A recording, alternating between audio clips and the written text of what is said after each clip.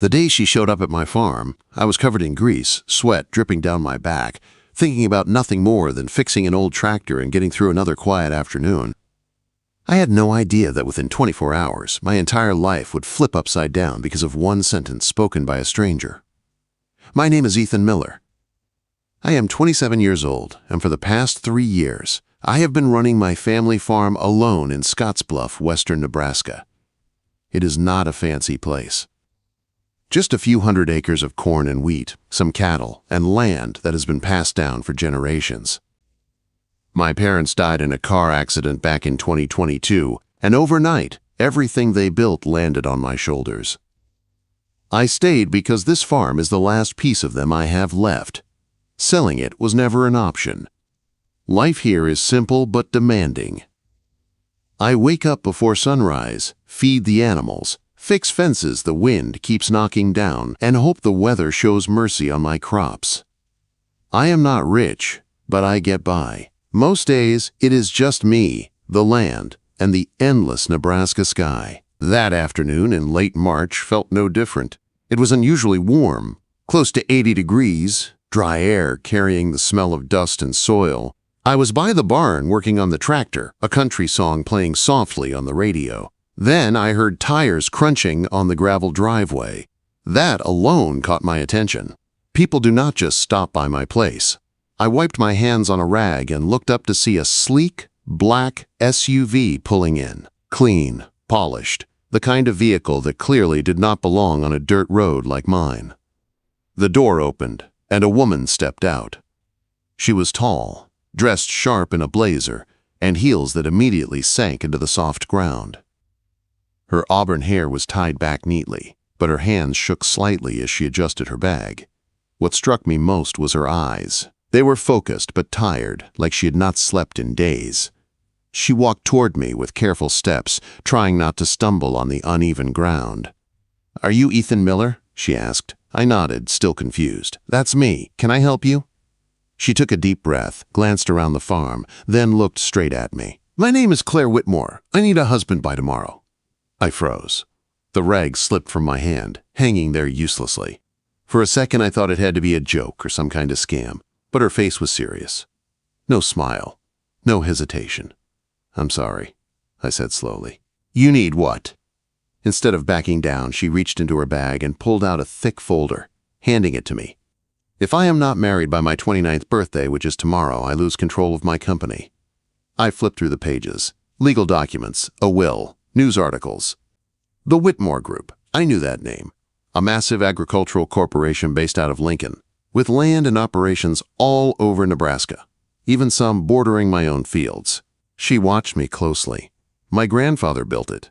His will says I must be married to retain control. If not, it goes to my cousin, Ryan Whitmore. I handed the folder back, my head spinning. "Why me? You do not even know me." She hesitated. "Your farm borders one of our properties. I researched you. You are independent, not connected to industry politics, and you are not someone who can be bought. My ex-fiancé left last week when I refused to sign deals that would hurt small farmers. Ryan would destroy everything my grandfather stood for." I leaned against the fence, trying to process it all. I had heard stories about Ryan Whitmore. Buyouts, pressure tactics, farmers forced off their land. The same kind of people my parents had fought against their whole lives. "So what are you asking?" I said. "A legal marriage," she replied. "On paper, we register tomorrow. Lawyers handle the rest.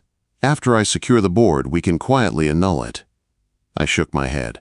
"I am not doing this for money. If I agree, there are no lies, and if it becomes real, it is because we choose it."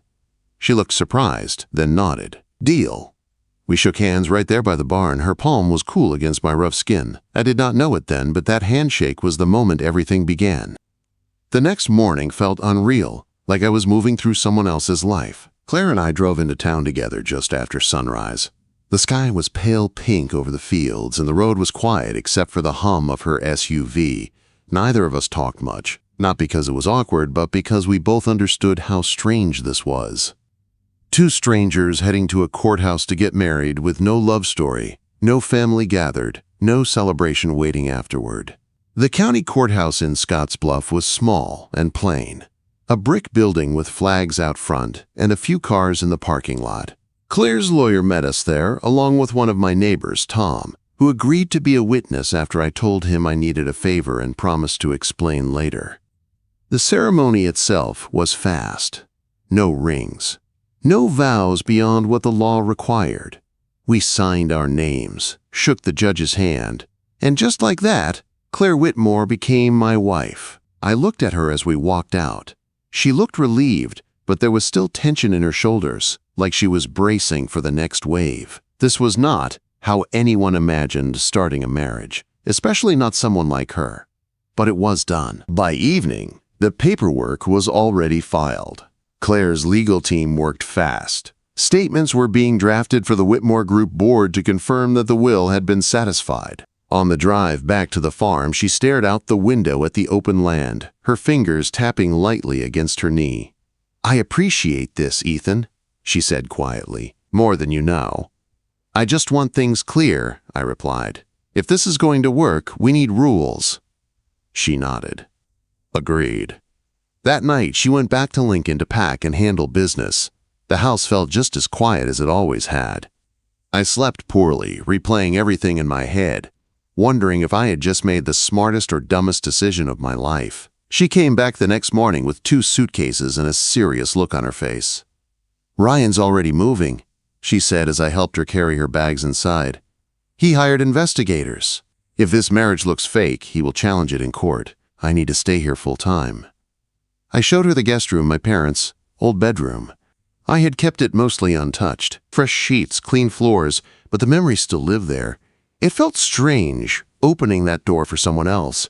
The first few days were awkward. Our lives could not have been more different. I was up before dawn every morning, pulling on my boots and heading to the barn. Claire started her days later, brewing coffee in my old percolator and jumping into video calls with lawyers and board members. Her voice carried through the house, confident and sharp, while I came in around noon dusty and tired, grabbing a quick sandwich before heading back out. We barely talked beyond the basics. Coffee is ready. The internet is slow. The fence needs fixing. It felt like 2 separate worlds under one roof. Then, on the 3rd day, something shifted. I was out fixing a section of fence when Claire appeared beside me, wearing jeans and a simple shirt, holding a thermos. She looked out of place but determined. "Mind if I help?" she asked. I handed her gloves, not sure she would last 5 minutes. She asked questions, listened, learned. She pricked her finger once and cursed quietly, then laughed at herself and kept going. That night, she tried cooking, burned the eggs a little, but we laughed about it. It was the first real conversation we had. She told me about her grandfather and his vision for protecting small farms. I told her about my parents and the droughts they survived. Something softened between us. The pressure came fast after that. Ryan filed a petition questioning our marriage. Articles started appearing online, painting me as a greedy farmer chasing a payout. Investigators showed up in town. Claire handled it head-on, defending us publicly, tying her reputation to mine. It surprised me how fiercely she stood her ground. Then came the sabotage. One morning, I found my irrigation pipe sliced clean through. Water flooded the field, ruining half the young crop. Claire's face hardened when I told her. "It's him," she said. "He's escalating." The real breaking point came a week later during a storm. I smelled smoke and ran to the storage shed. Flames were already climbing the walls. I fought it with everything I had until the fire department arrived. We lost most of the equipment and seeds. I collapsed in the mud, exhausted and burned. Claire rushed to me, panic written all over her face. Inside the house, she cleaned my hands gently, tears slipping down her cheeks. "This is my fault," she whispered. I shook my head. "No, we will fix this together." That night, something changed between us. The deal no longer felt like just a deal. As the wind rattled the windows and she sat beside me, I realized I was no longer just protecting a business arrangement. I was protecting her. From the night of the fire, nothing felt pretend anymore. Claire did not return to Lincoln. She stayed, fully. Like the farm was her home now, and not just a hiding place. She used her own money to replace the damaged equipment, made sure every receipt was clean, every payment transparent. She stood beside me during insurance meetings, argued with adjusters when they tried to cut corners, and never once made it feel like she was rescuing me. We were partners, even if we had never said the word out loud. The press did not let up. Stories kept coming, twisting the truth, calling our marriage convenient, calling me a pawn. It hurt more than I expected, not because of what they said about me, but because they were questioning something that had quietly become real. Claire faced them head-on. In interviews, she spoke about shared values, about protecting independent farmers, about why this marriage mattered. Every time she did, she tied her name to mine without hesitation. Ryan pushed harder. A week later, Claire got a call that drained the color from her face. Ryan had forced an emergency verification hearing with the board, a full audit of the marriage. If the board ruled it fraudulent, she would lose control of the company immediately, and I would be pulled into lawsuits and possible criminal charges for collusion. We had 48 hours. Those 2 days were chaos. Lawyers worked nonstop.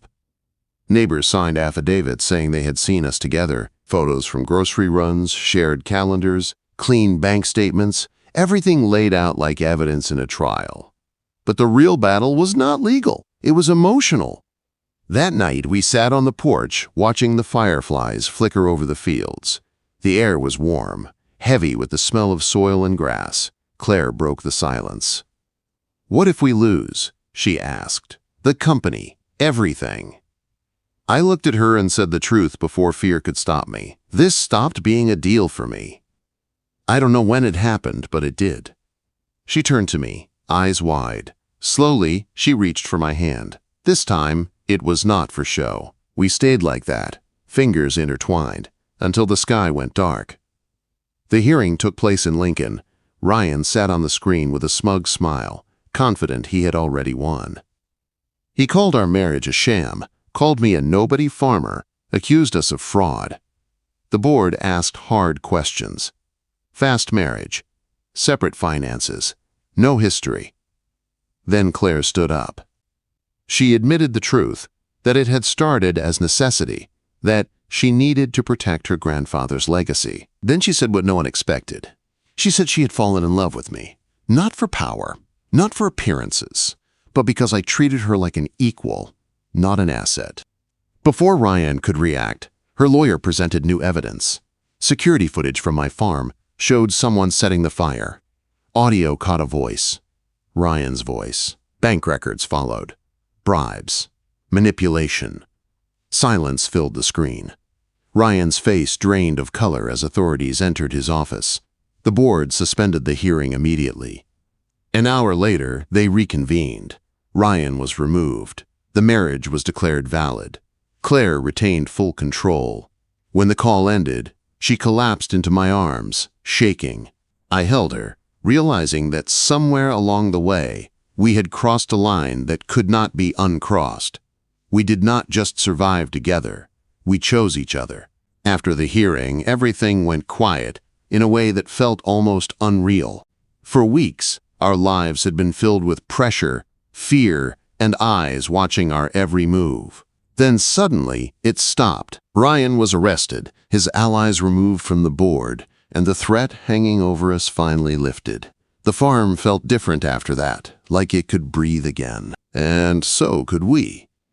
Claire returned to work with a strength I had never seen before. The board stood firmly behind her now, and she wasted no time cleaning house.